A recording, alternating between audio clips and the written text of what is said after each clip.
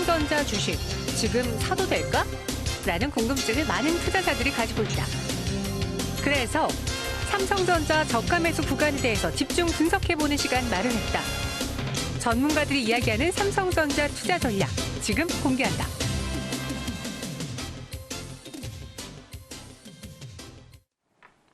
네, 삼성전자를 사야 되는지 말아야 되는지 많이들 여쭤보시길래요. 저희가 아예 대놓고 25명의 전문가들에게 삼성전자의 최저점 밴드를 한번 받아봤습니다. 어디까지 보고 있을지, 또 평균치는 매수가가 얼마일지 한번 확인해 보도록 할게요. 펠리지 투자리서치 김민수 대표와 함께 알아보겠습니다. 어서 오세요. 네, 안녕하십니까. 네, 안녕하세요. 네. 오늘 삼성전자가 강하게 반등이 나와주고 있고 드디어 네. 이제 개인 투자자들이 기다렸던 순간이 왔는데 네. 많이들 여쭤봐요. 삼성전자 사도 되는지. 그만큼 개인 투자자들의 관심, 신규 매수하신 분도 굉장히 많거든요.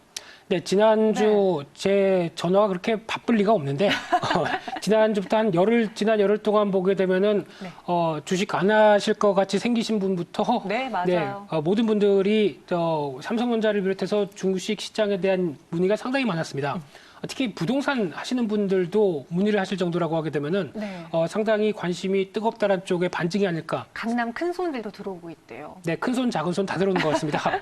네, 그런 관점 쪽에서 바라보고 있는 상황 쪽에서 이 삼성전자가 왜 개인들이 이렇게 매수하느냐라는 관점들이 지금 또 여러 가지 시장에 대해서 뜨겁게 보여지고 있는 상황들인데, 근데 가장 중요한 부분들이 개인들이 매수가 적극적으로 하는 부분들 물론 있겠지만은 매도 세력도 만만치 않았다. 그러니까 즉 어떻게 보면 떠밀려 사는 부분들도 많다고 봐야 될 것 같고요. 네. 특히 외국인들이 위험자산 관련돼서 극도로 회피하는 현상이 나오다 보니까 그나마 손쉽게 현금을 창출할 수 있는 쪽이 주식시장이고 맞아요. 빠르게 어떻게 보면 빼나갈 수 있는 시장이다 보니까 그에 따라서 삼성전자가 어떻게 보면 시가총액 우리나라의 1위 종목이다 보니까 지수와 함께 같이 영향을 끼치는 부분들이 컸다고 봐야 될 것 같고요.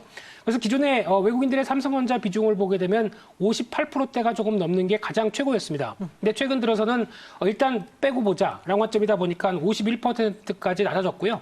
그런 관점 쪽에서 개인들이 오히려 매수세가 유입되면서 이를 어느 정도 커버하는 모습들이 나오는데, 그런 관점 쪽에서 과거와 비교를 해보게 되면 시장이 급락을 하게 되면 당연히 기회다라고 생각하는 인식은 맞는데, 과거에는 약간 좀 개별적인 종목들이나 시장과 좀 다른 종목들을 매수를 했는데 오히려 이번에는 그래도 시장 대표주 삼성전자다라고 하게 되면 상당히 그래도 좀 스마트해졌다고 봐야 되겠죠. 네. 그런 관점 쪽에서 봤을 때 펀드멘탈을 갖춘 대표주를 매수한다라는 부분들을 보게 되면은 그래도 나쁘지 않다. 하지만 어떤 신용이나 어떻게 보면 뭐 대출을 통해서 어떤 주식담보대출을 통해서 들어왔던 부분들은 조금 위험하겠죠.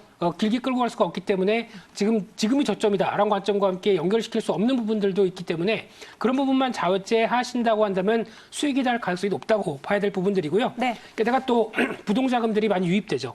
그런 관점 쪽으로도 바라봐야 될 것 같습니다. 이제 개인 투자자들, 새롭게 시작하는 분들이 위기를 기회? 그럼 지금 무언가를 사야 되는데 뭘 살까? 대표 주식, 대장주 삼성전자를 사야겠다라고 말하면서 사실 인터넷상에 여러 가지 짤들이 돌아다니고 있어요. 제가 몇 가지 좀 준비를 해봤는데요. 이 삼성전자를 개인 투자자들이 주워 담는다라고 해서 이러한 명화를 또 합성한 사진이 있고요. 다음 장을 보시면요.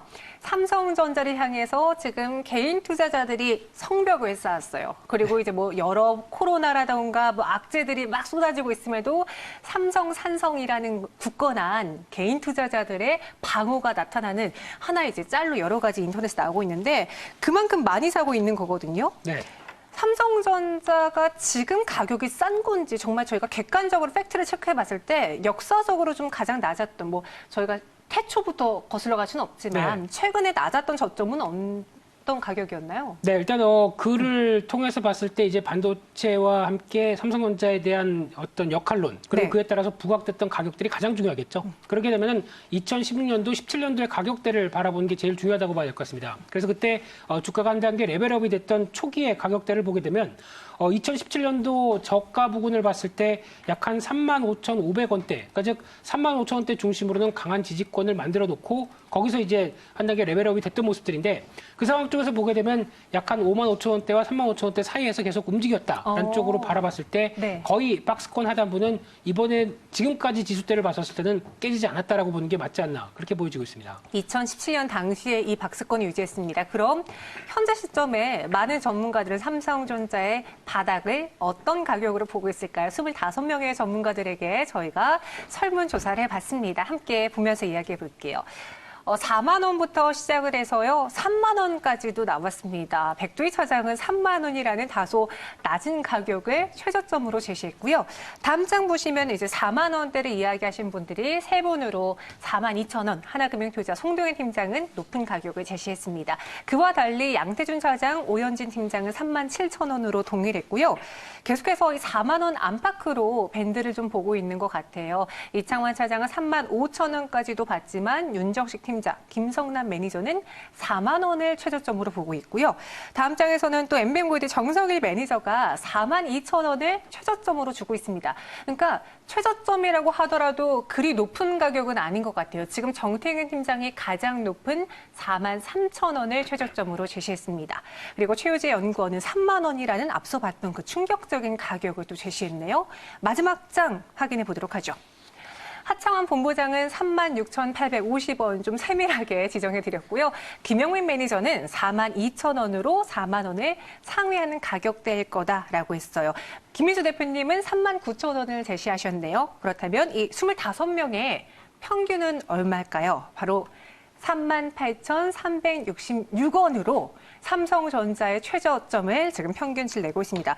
김민수 대표님, 네. 나름 평균하고 비슷해요. 3만 9천 원 제시하셨잖아요. 네, 네. 어떻게 보면 뭐 평균이 그렇게 큰 의미는 없다고 봐야 되겠죠. 네. 그런 관점 쪽에서 일단 의미 있는 가격대 4만 원만 깨지면 들어가자라는 관점 쪽에 포인트를 맞추면서 그래야겠네요. 네, 전화가 왔었을 때 저는 3만 9천 원을 불렀는데요. 지하철 아니었습니다만. 네. 그래도 네. 관점 쪽에서 4만 원대 밑에는 의미가 있다고 봐야 될 가격이 아닐까라는 관점 쪽에서 말씀을 드렸는데 네. 아직 이런 쪽은 삼성전자의 저점과 뭐 시장의 저점대 거의 비슷하게 어떤 맥락을 같이 하겠죠. 네. 그런 관점이라고 보게 되면 솔직히 저점 맞추기가 무슨 의미가 있겠느냐. 가장 중요한 거는 안정이 아닐까라는 생각이 먼저 들고 있는데 그런 관점에서 바라봐야 될 삼성전자의 주가가 아닐까 생각됩니다. 그럼 4만 원대 미치면은 매수 관점으로 들어가야 된다라고 저희가 해석할 수 있잖아요. 네. 그럼 그 가격이면 코로나라는 악재, 피해가 있고 실적이 악화되더라도 우리가 미치지 않을 만한 가격이라는 분석인가요?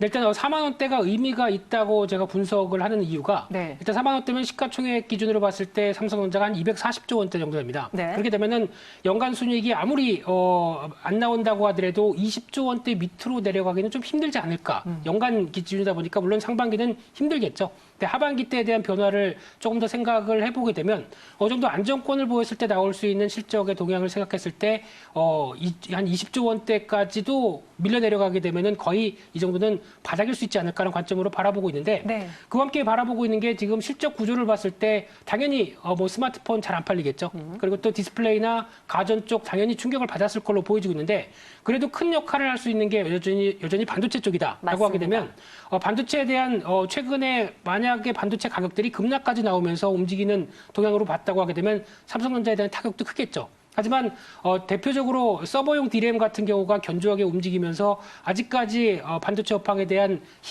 끈을 놓지를 못하고 있는 어떤 여전히 유지를 하고 있다라고 하게 되면 지금 삼각보다 그렇게 크게 압박을 가할 가능성은 좀 없지 않을까라는 관점 쪽에서 오히려 하반기의 개선 흐름까지 생각한다라고 하게 되면 거의 4만 원대 전후가 거의 뭐 바닥이 아닐까라는 관점 쪽으로 바라보고 있는 상황입니다. 실제로 공급량이 줄어들면서 가격은 오히려 반등을 했고요. 네. 이와 함께 서버형 반도체 수요가 늘어나고 있다는 점에서 삼성전자는 반도체가 좀 하방 압력을 맞춰주지 않을까라고 생각하고 있습니다. 여기에 현금 보유량도 26조 원이라던데요. 네.